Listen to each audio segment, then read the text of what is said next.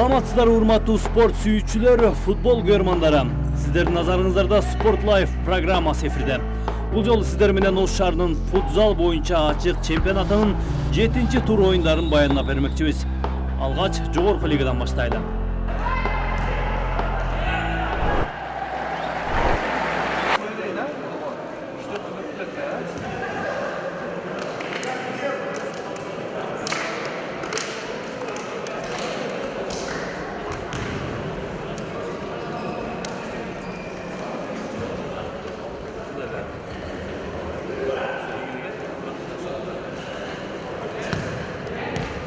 Жетинчи турдун биринчи жуптук беттеши Бакай фонд жана Байтүшүм командалары ортосунда болмокчу. Байтүшүм бул сезондо лидерлик кылып келатат. Бакай фонддун көрсөткүчү анчейин жакшы эмес. Демек оюнга кайта турган болсок, Байтүшүм алгачкы голун айып аянтчасынан киргизди. Чабуулга келаткан Икрам Давыдовго Бакай фонд дарбазачысы Копол ойноп, дарбаза жанынан стандарттык топ тебүүгө шарт жаралды.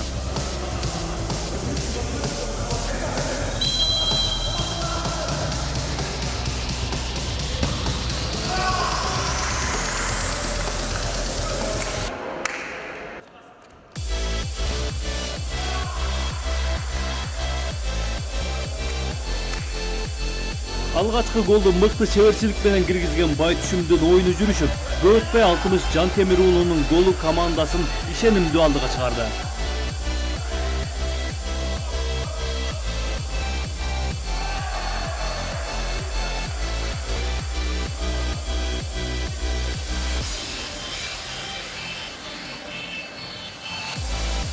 Биринчи бөлүктө эле Байтүшүм 4 гол киргизип койду. Команданын мыкты комбинациялары менен киргизген голдорун көрөлү.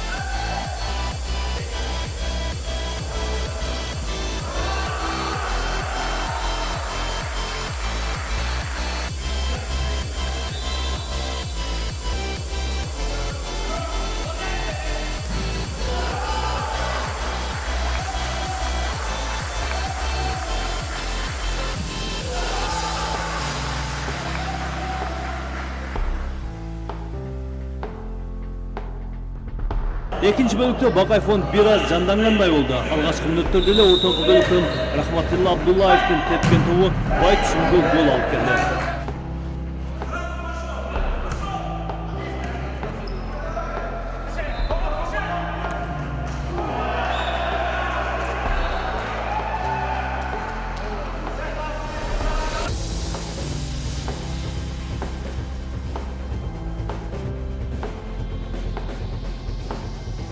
Экинчи бөлүктө Бакай фонд дагы бир гол киргизип, эсеп 4-2 менен жыйынтыкталды. Байтүшүм кезектеги 3 упайга ээлик кылып, турнирлик таблицада ишенимдүү алдыда келатат.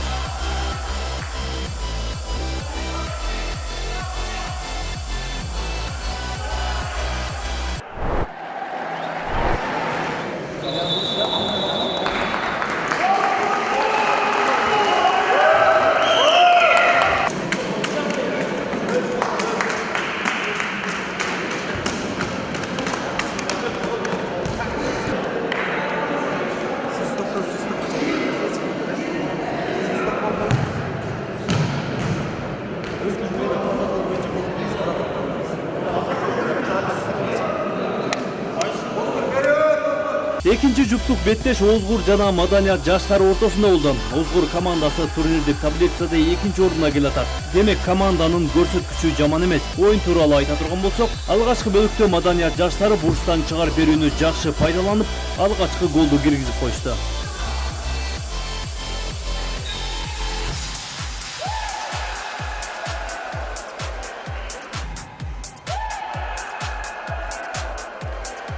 Биринчи бөлүктө Маданият жаштары топко ээлик кылууда үстөмдүк кылып турушту. Анткени менен озгурлуктардын жооптук голу көпкө күтүргөн жок.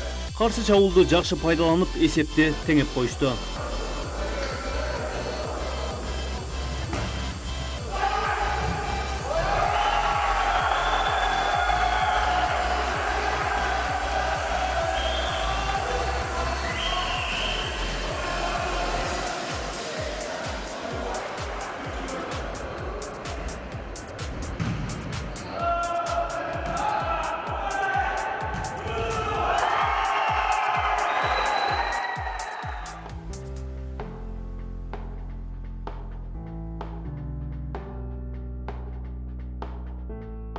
Озгур командасынын экинчи голу да көпкө күттүргөн жок. Маданият оюнчулары баары чабуулга өткөн учурда тездик менен каршы чабуул уюштуруп, эсеп 2-1 өзгөрдү.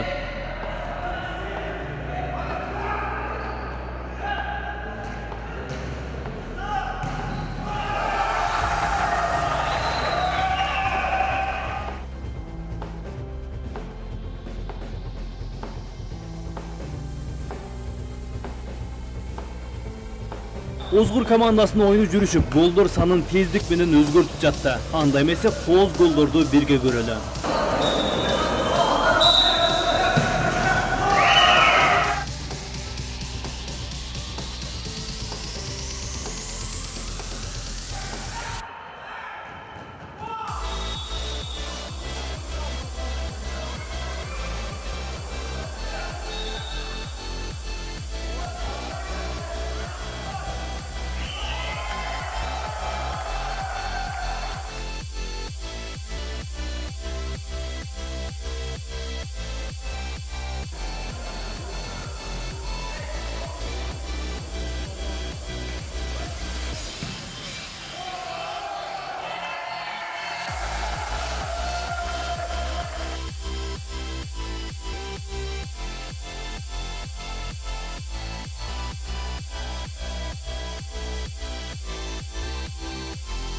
Чечүүчү бөлүктө эсеп 9-3 жетип, Озгур командасынын жеңиши менен аяктады. Маданият бул жолу упай ала албай калды. Ал эми Озгур керектүү болгон 3 байга ээлик кылууда.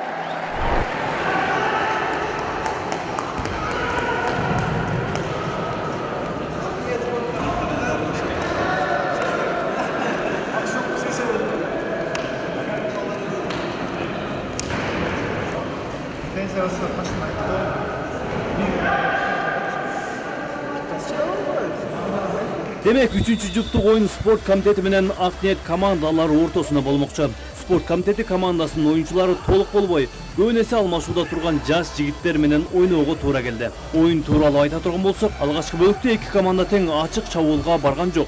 Спорт комитетинин дарбазачысы да оюнга чыгып 5 оюнчу менен чабуулга өтүп жатышты.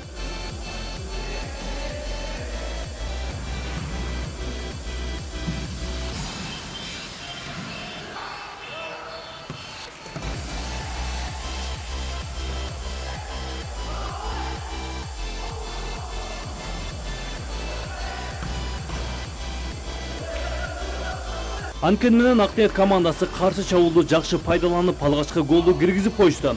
Мына ушундан кийин Акниет дарбазачысы чыгып, 5 оюнчу менен чабуул уюштуруп жатышты. Анысы ийгиликтүү чыгып, экинчи голду да жаратып коюшту.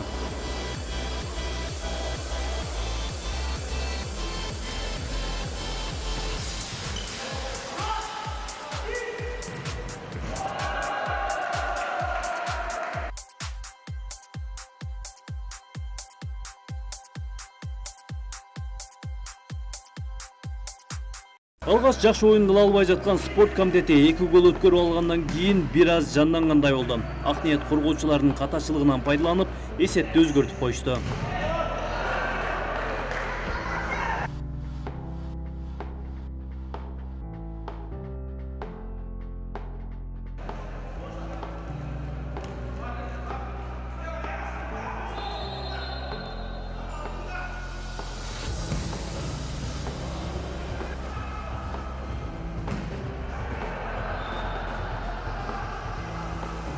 Спорт комитети бул сезондогу эң күчтүү командалардын бири дегенге болот. Бирок бул жолу команданын дарбазачысы Нуртилек Жайлообаев менен мыкты оюнчулардын бири Суфров Шарафуддинов келбей калганына байланыштуу команданын оюну бир аз жүрүшпөй калды. Экинчи бөлүктүн жыйынтыгында эсеп 5-2 Беттеш Акниет пайдасына чечилди.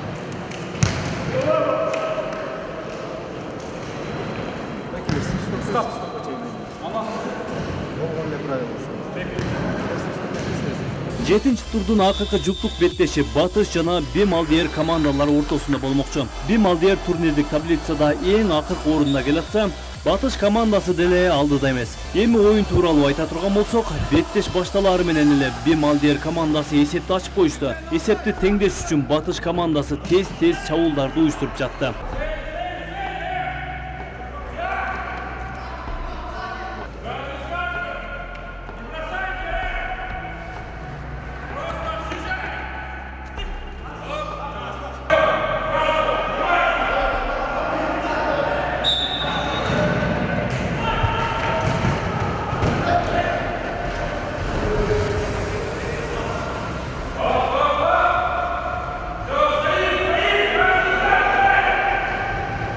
Батыш командасы үчүн эсепти теңеп коюу кыйынга турду. Катар менен чабуулдарды уюштуруп жатып, эсепти ачууга туура келди.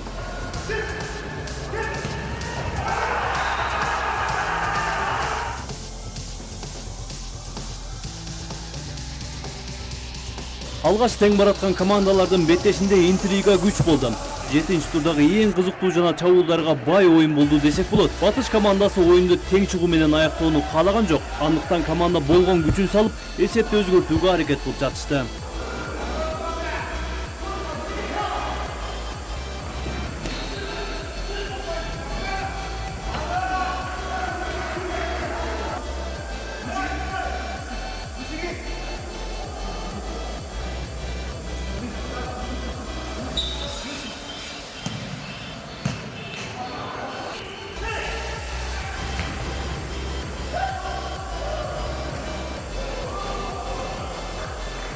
Чечүүчү бөлүктө эсеп 3-2 жетип, Батыш командасы Бемалдиерди утуп алды. Жетинчи турдун жыйынтыгы менен Бемалдиер командасы упайсыз калса, Батыш кезектеги 3 упайды өз эсебине жазып коюшту.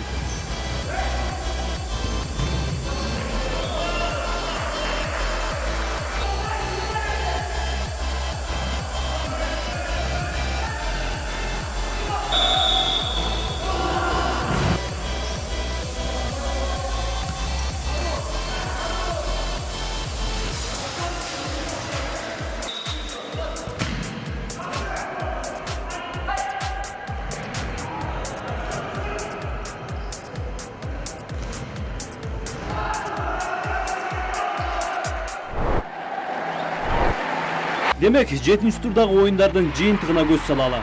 Бакай фонд Байтүшүмгө 5-2 жеңилген болсо, Маданият Озгурга 9-3 утулуп алды.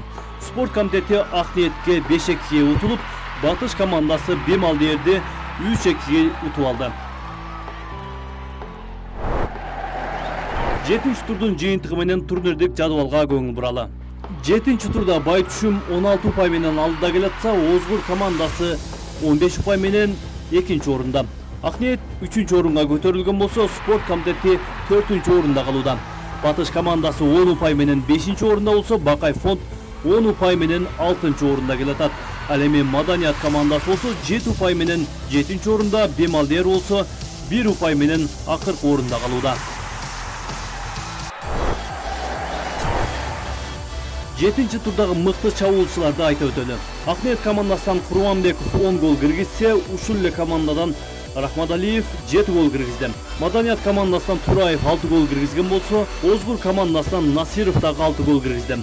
Ал эми Байтүшүм командасынан Арапаев 5 гол киргизип, мыкты чабуулчулардын катарына илинди. Биринчи лигадагы 7-тур оюндарына токтололом. Биринчи жуптук беттеш Ошту менен Мир Запчастей командалары ортосунда болду. Бул эки команда дээрлик бирдей оюн алып барып, алгачкы бөлүктө тең баратта. Бирок чечүүчү акыркы мүнөттөрдө Мир Запчастей командасы 2 гол киргизип, эсеп 6-4-кө жетти. Ошентип 7-турду Мир Запчастей командасы жеңиш менен жыйынтыктады.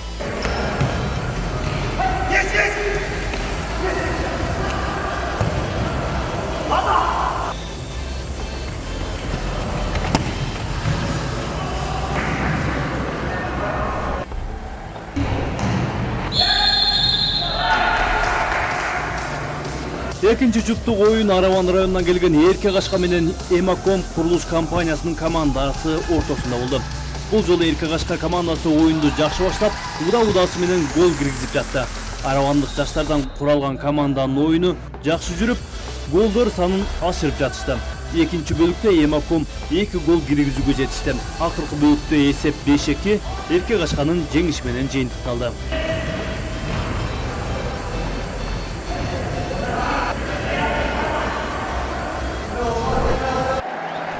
Үчүнчү жуптук оюн Дантис менен Ишкаван командалары ортосунда болду.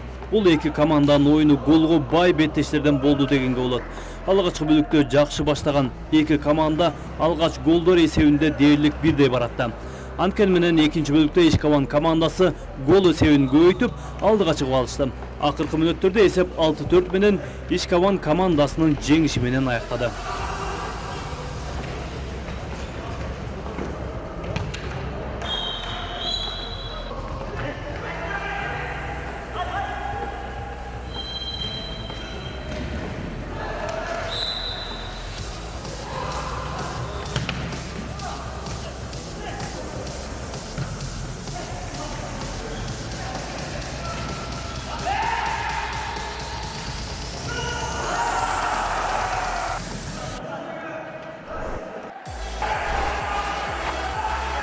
Кийинки жуптук беттеш Төлөкөн менен Ак Бура командалары ортосунда болду. Төлөкөн бул сезондо алдыңкы орунда келатат, ал эми Ак Бура командасы 6-7 орундарда турган команда болууда. Бул жолку беттеш тууралуу айта турган болсок, алгач бирдей оюн көрсөткөн командалар экинчи бөлүктө оюн өзгөрдү. Ак Бура катар менен чабуулдарды уюштуруп жатып, эсепте алдыга чыгып алды. Акыркы мүнөттөрдө эсеп 7-4 болуп, Ак Буранын жеңиши менен аяктады.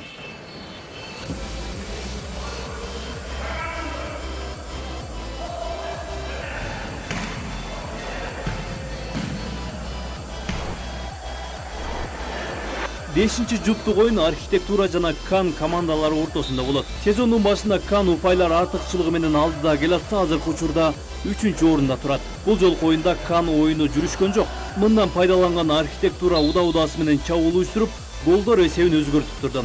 Экинчи бөлүктө эсеп 8-3 менен аяктап, Архитектура күчтүү делген команданы жеңип алды.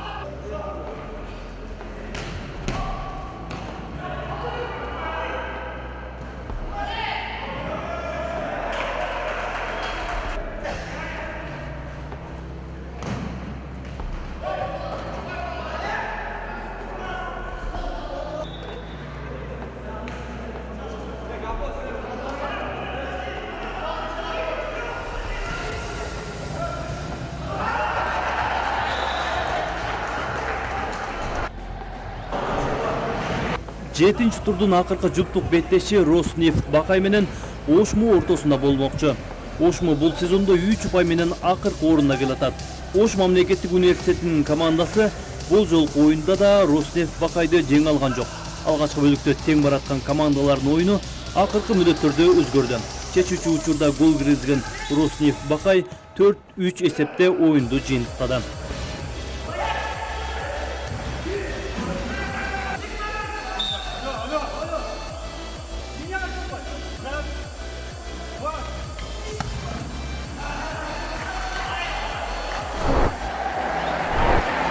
Демек, биринчи лиганын 7-тур оюндарынын жыйынтыгына көз салалы. Ошту Мир Запчастей командасына 6-4 эсебинде утулуп калган болсо, Эрке Кашка Эмакомду 5-2-ге жеңип алды.